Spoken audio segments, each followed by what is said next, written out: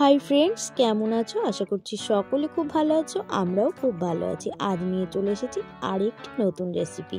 তো আজ দেশি রুইয়ের বাচ্চা, কাঁচা টমেটো আর আলু দিয়ে একটা নতুন রেসিপি এনেছি। তো কেউ স্কিপ করবে না, প্রথম থেকে শেষ পর্যন্ত দেখতে থাকো, আশা করি ভালো লাগবে। দেশি রুই মাছের বাচ্চা, তো এগুলিকে আজ রান্না করব। আমি কেমন করে করি সেটাই তোমাদের সঙ্গে শেয়ার করব। তো চলো মাছটা রান্না বসিয়ে দিই। এদিকে নিয়ে নিয়েছি কাঁচা লঙ্কা, কাঁচা টমেটো আর একটা আলু। যেহেতু আলু বেশি খায় না কেউ, তাই সেই জন্য আমি একটা আলু নিয়েছি। তো চলো এবার আমি কি কি করি সবকিছু তোমাদের সঙ্গে শেয়ার করব। তো বন্ধুরা, কড়াই বসিয়ে দিয়েছি, এবার তেল দিয়ে দেবো। তো বন্ধুরা, মাছ ভাজার জন্য আমি এবার পরিমাণ মতো তেল দিয়ে দেবো।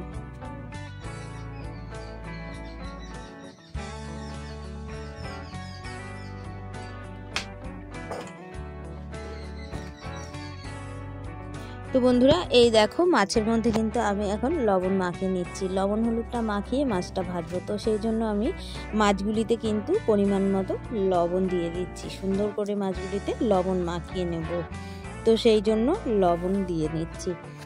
তো লবণটা দেওয়া হয়ে গেলে এবার পরিমাণ মতো হলুদ দিয়ে দেবো। হলুদটা আমি দিয়ে নিচ্ছি পরিমাণ মতো। দেখো এবার মাছগুলিকে সুন্দর করে আমি লবণ হলুদ দিয়ে মাখিয়ে নিচ্ছি। মাখিয়ে নিয়ে তারপর মাছগুলিকে ভেজে নিই। তো দেখো তেল কিন্তু গরম হয়ে গেছে। এবার আমি তেলের মধ্যে এক এক করে মাছগুলিকে কিন্তু দিয়ে দেবো।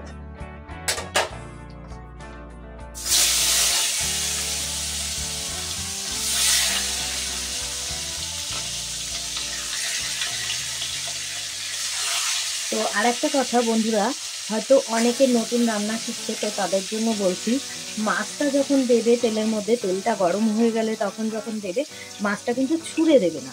মাছটা এভাবে আস্তে করে যদি দাও, তাহলে তোমার গায়ে ছিটে এসে লাগবে না। প্রয়োজনে তুমি গ্যাসটা স্টিম করে নাও, নিয়ে তারপরে দাও, তাও হয়, অসুবিধা নেই। কিন্তু তুমি যখনই ছুঁড়ে দেবে তখনই কিন্তু গায়ে ছিটে আসার সম্ভাবনা থাকে খুব পরিমাণে। তো এভাবে আস্তে আস্তে দেবে, তাহলে আশা করি গায়ে লাগবে না। তো ঠিক আছে, চলো মাছগুলি ভাজা হোক, আবার আসি।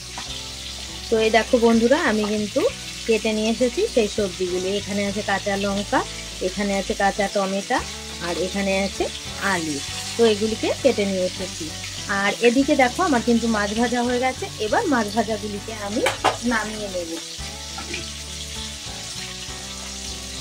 তো আমি মাছ ভাজাগুলিকে কিন্তু নামিয়ে নিচ্ছি।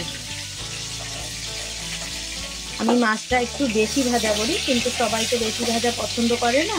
তো সেই জন্য আমি বেশি পছন্দ করি, কিন্তু আমার বাড়ির আরও লোকজন একটু কম পছন্দ করে। আমার কর্তামশাই একটু কম পছন্দ করে কম ভাজা। তো আমি সেই জন্য আজকে একটু কমই ভেজেছি। আর আমার কিন্তু ভালো লাগে কড়া ভাজা। তো যাই হোক, মাছ ভাজাগুলি আমার হয়ে গেছে, আমি মাছ নামিয়ে নিয়েছি। এবার এই তেলের মধ্যেই আমি জিরে ফোড়ন দিয়ে দেবো। তো চলো, তো এবার আমি জিরে ফোড়ন কিন্তু দিয়ে দিচ্ছি। এই যে আমার জিরে ফোড়ন কিন্তু দেওয়া হয়ে গেছে। এবার আমি দিয়ে দেব আলু, কাঁচা লঙ্কা আর টমেটোটা। এবার একটা করে আমি সব কিন্তু দিয়ে দেবো, একবারেই ভাজা হয়ে যাবে। তো চলো এবার দিয়ে দিই। এবার আমি এই যে আলুগুলিকে কিন্তু দিয়ে দিচ্ছি।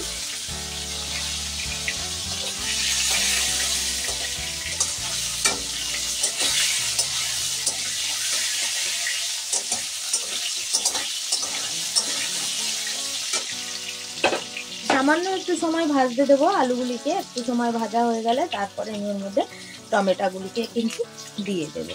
তো তার আগে সামান্য পরিমাণে একটু লবণ আলুগুলির মধ্যে দিয়ে দেবো। তো সামান্য পরিমাণে একটু লবণ দিয়ে দিয়েছি। দিয়ে এবার আমি আলুগুলিকে ভেজে নিচ্ছি। এবার কিন্তু আমি এর মধ্যে যে টমেটো আর কাঁচা লঙ্কা কেটে রেখেছিলাম সেগুলিকে দিয়ে দেবো।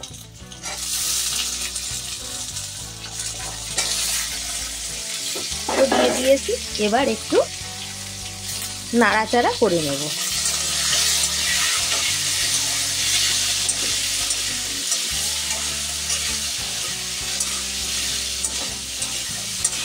এবার কিন্তু আমি পরিমাণ মতো লবণ আর হলুদটা দিয়ে দেব।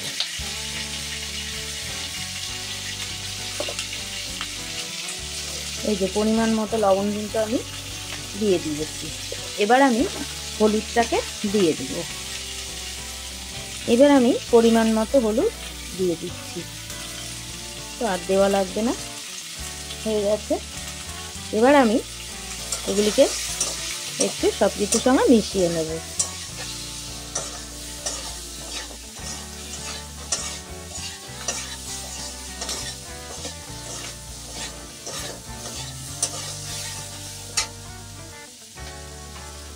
এবার এর মধ্যে সামান্য পরিমাণে একটু জিরের গুঁড়ো দিয়ে দেবো, বেশি দেবো না, সামান্য পরিমাণে জিরের গুঁড়ো, আর একটু কালারের জন্য সামান্য পরিমাণে লঙ্কার গুঁড়ো আমি দিয়ে দিচ্ছি। তো দিয়ে এবার আমি একটু জল দেবো কষানোর জন্য, একটু কষানোর জন্য সামান্য পরিমাণে জল দিয়ে নিচ্ছি।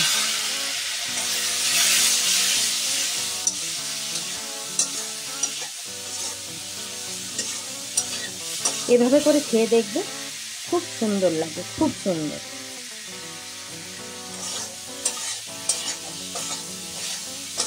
আর দেবো সামান্য একটু গোলমরিচ গুঁড়ো।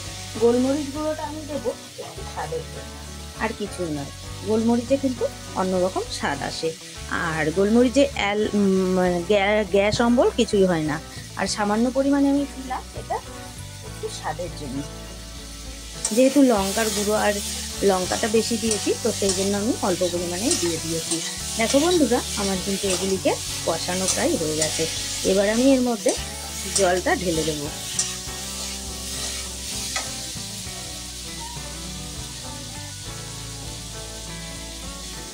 তো এবার আমার এই দেখো হয়ে গেছে। এবার আমি পরিমাণ মতো জল ঢেলে দেবো।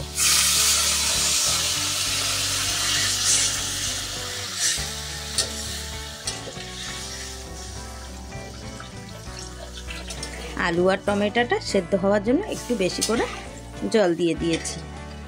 এবার ঝোলটা যখন ফুটে উঠবে তখন কিন্তু আমি মাছগুলিকে দিয়ে দেবো। তো বন্ধুরা, এই যে ঝোলটাও কিন্তু ফুটে উঠেছে। এবার এর মধ্যে আমি মাছগুলিকে দিয়ে দেব।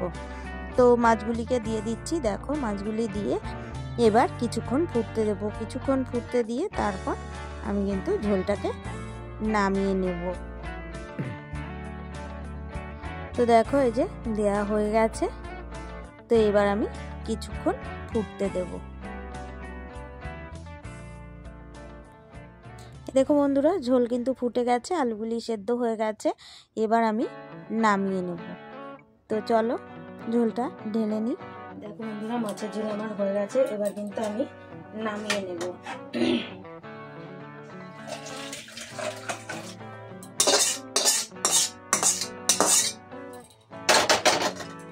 দেখো বন্ধুরা, মাছের ঝোলটাকে কিন্তু আমি নামিয়ে নিয়েছি। তো কেমন হয়েছে বলো তো? কালারটা তো খুব সুন্দর লাগছে। তোমরা দেখতে পাচ্ছ কিনা আমি জানি না, কালারটা কিন্তু অসাধারণ এসেছে, সত্যি কথা। তো ঠিক আছে, চলো। তো বন্ধুরা, যদি তোমাদের এই রেসিপিটা ভালো লেগে থাকে তাহলে লাইক, কমেন্ট, শেয়ার করে দিও। চ্যানেলটি সাবস্ক্রাইব করে দিও। পাশে থাকা বেল বাটনটি বাজিয়ে দিও আমার সকল নতুন ভিডিওর আপডেট পাওয়ার জন্য। তো সবাই ভালো থেকো, সুস্থ থেকো। দেখা হচ্ছে নতুন কোনো রেসিপির সঙ্গে নতুন কোনো সকালে। ততক্ষণ সবাই ভালো থেকো।